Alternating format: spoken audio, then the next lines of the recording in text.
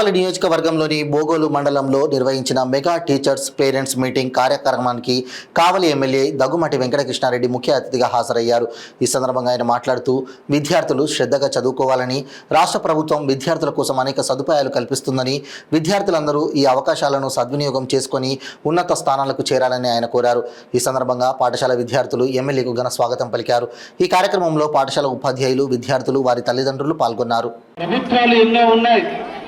అన్ని ప్రభుత్వాలు కూడా ప్రజల కోసం, మన బిడ్డల భవిష్యత్తు కోసం ఎన్నో కార్యక్రమాలు చేస్తున్నారు. అన్నిటికంటే గొప్పది జ్ఞానం, విద్య.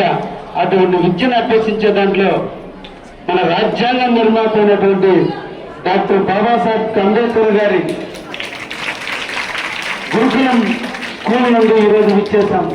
నిన్ననే అంబేద్కర్ గారి వర్ధంతి జరిపాం.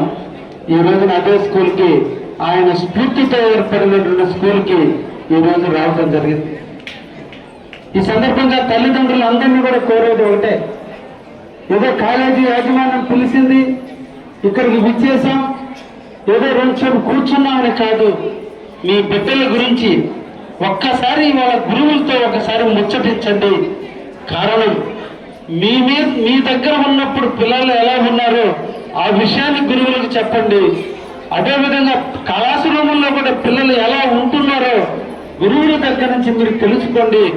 ఎదిగే వయసులో ఉన్నారు, తెలియని వయసులో ఉన్నారు, ఆటలు ఆడుకునేటువంటి వయసులో ఉన్నారు. వాళ్ళకి తెలిసిందల్లా మానసిక వికాసం, ఇంకా మెచ్యూరిటీ లెవెల్స్ రాని దశలో ఉన్నారు. వాళ్ళందరూ కూడా కౌమారమైన దశలో ఉన్నారు, మైండ్ పరిపక్వత లేని దశలో ఉన్నారు. వాళ్ళు ఏది చేసినా తెలియని వయసే తప్ప తెలిసి చేసిన తప్పులు కాదు. కాబట్టి గురువులు కానీ తల్లిదండ్రులు కానీ పెద్ద మనసుతో వాళ్ళని ఆశీర్వదించాల్సిన వయసు వాళ్ళది. మనం అర్థం చేసుకోవాల్సిన మనసు మనది.